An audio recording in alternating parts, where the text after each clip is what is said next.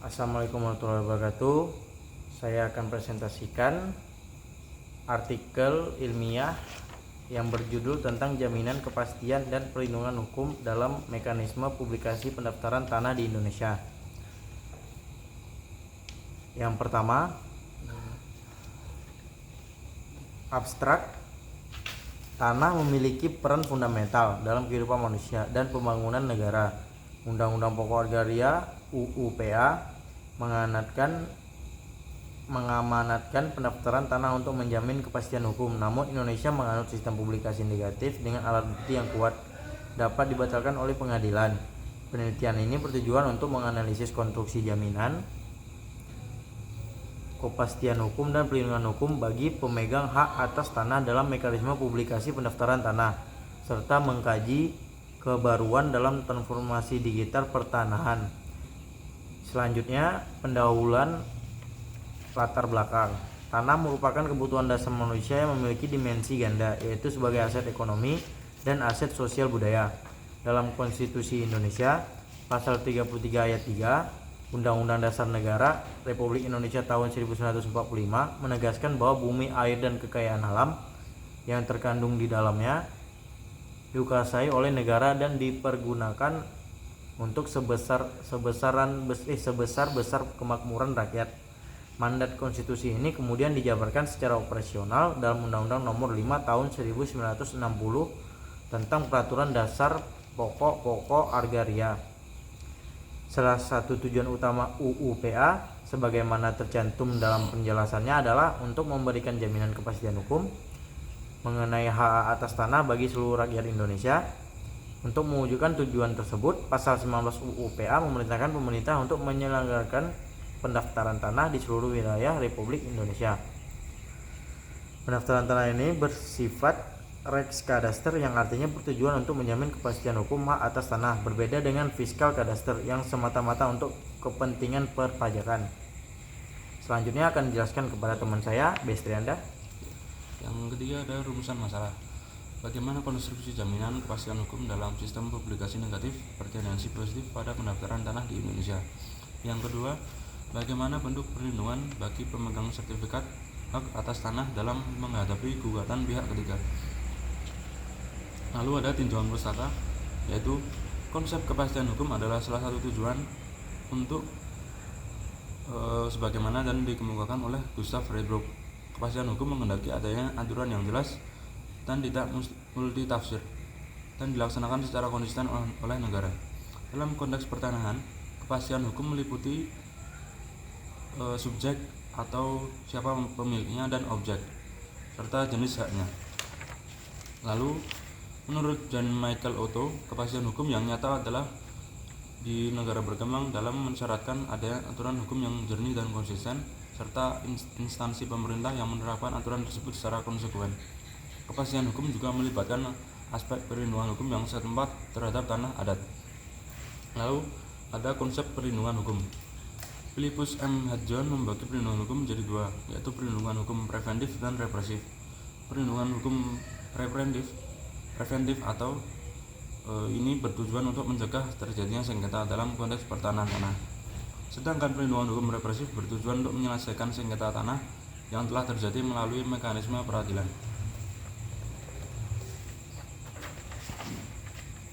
Serta yang ketiga ada sistem publikasi pendaftaran tanah. Secara teoritis, terdapat dua sistem utama dalam publikasi pendaftaran tanah.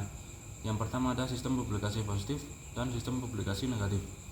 Metode penelitiannya menggunakan metode penelitian hukum normatif dan pendekatan ini dilakukan dengan pendekatan perundang-undangan yang dilakukan dengan peraturan terkait lainnya serta pendekatan konseptual.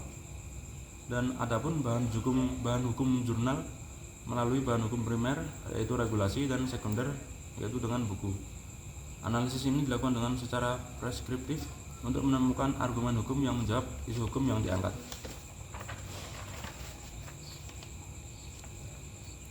Lalu pembahasan akan dilanjutkan oleh rekan saya. Metode penelitian. Kekuatan pembuktian sertifikat tanah terdiri dari salinan buku, tanah surat ukur, pasal 32 ayat 1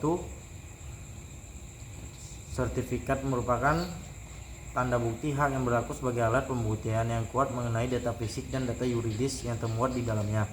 Sepanjang data fisik dan data yuridis tersebut sesuai dengan data yang ada dalam surat ukur dan buku tanah yang bersangkutan. Artinya selama tidak ada pihak lain dapat membuktikan sebaliknya, maka hakim harus mempercayai keterangan dalam sertifikat tersebut sebagai data yang benar. Beban pembuktian ada di pihak yang menggugat sertifikat, bukan pemegang sertifikat. Yang kedua ada lembaga listriknya sebagai instrumen kepastian untuk mengatasi kelemahan sistem negatif tersebut dan memberikan kepastian hukum. Memperkenalkan lembaga listriking pelepasan hak karena lampaunya waktu atau kadaluarsa. Ketentuan ini diatur dalam pasal 32 ayat 2 yang berbunyi, dalam hal atas suatu bidang tanah sudah diterbitkan sertifikat secara sah atas nama orang atau badan hukum yang memperoleh tanah tersebut dengan itikat baik dan secara nyata menguasainya, maka pihak lain yang merasa mempunyai hak atas tanah itu dapat lagi menentukan pelaksana hak tersebut apabila dalam waktu 5 tahun sejak diterbitkan sertifikat itu tidak mengajukan keberatan. Pasal ini adalah jantung dari definisi positif sistem pendaftaran tanah Indonesia. Ia memberikan batas waktu selama 5 tahun bagi pihak lain untuk menggugat. Jika lewat 5 tahun, maka hak gugat dianggap gugur, asalkan pemegang sertifikat memperoleh dengan itikat baik dan menguasai secara fisik. Yang ketiga, perlindungan terhadap turnover. Dalam sistem negatif, prinsip utama adalah nemo plus juris transfer potes quam ipse habit. Tidak ada seorang pun yang dapat mengalihkan hak melebihi apa yang dimilikinya. Jika seorang mendaftarkan tanah orang lain secara melawan hukum, misalnya dengan memasulkan girik, maka sertifikat NTB adalah cacat hukum. Negara melindungi pemilik asli dengan membuka ruang gugatan ke pengadilan tata usaha negara untuk membatalkan sertifikat atau pengadilan negeri untuk sengketa kepemilikan. Perlindungan terhadap pembeli beretikat baik. Masalah timbul ketika tanah sertifikat cacat tersebut telah dijual kepada pihak ketiga, pembeli X yang tidak menahu tentang cacat tersebut.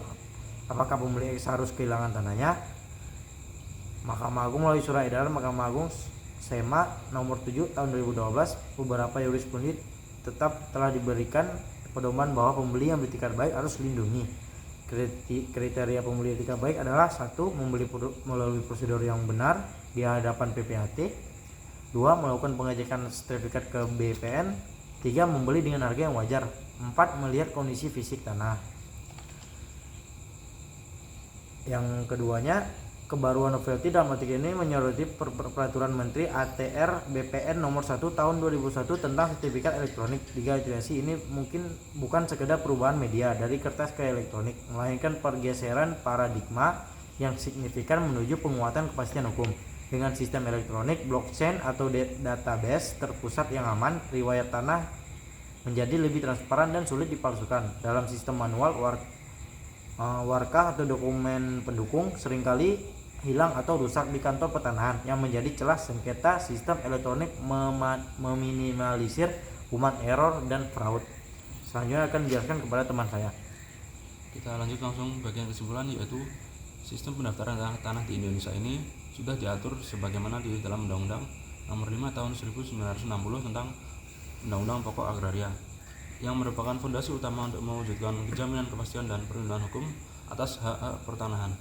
Mekanisme ini dilakukan dengan mengadopsi pendekatan publikatif bertendensi positif, di mana sertifikat tanah tidak dijamin sepenuhnya oleh negara pada tahap awal, tetapi setelah jangka waktu 5 tahun tanpa gugatan, sertifikat tersebut dapat menjadi bukti alat yuridis dengan kepastian yang sah. Perlindungan ini dalam mekanisme ini dilindungi oleh berbagai pihak, termasuk pemegang hak, pembeli beretikat baik, dan true owner. Kemudian secara keseluruhan, jaminan kepastian ini dan perlindungan hukum dalam mekanisme publikasi ini menjadi pilar krusial di dalam UU-PA untuk mencapai kesejahteraan rakyat melalui redistribusi tanah yang adil dan stabil. Meskipun telah berkontribusi secara signifikan dalam mengurangi sengketa pertanahan, penyempurnaan regulasi ini dan penegakan hukum yang lebih kuat diperlukan untuk mengatasi kelemahan ini, sehingga sistem ini dapat sepenuhnya didukung oleh visi agraria nasional yang inklusif dan berkelanjutan. Sekian dari kami. Kurang lebih mohon maaf. Wassalamualaikum Assalamualaikum warahmatullahi wabarakatuh.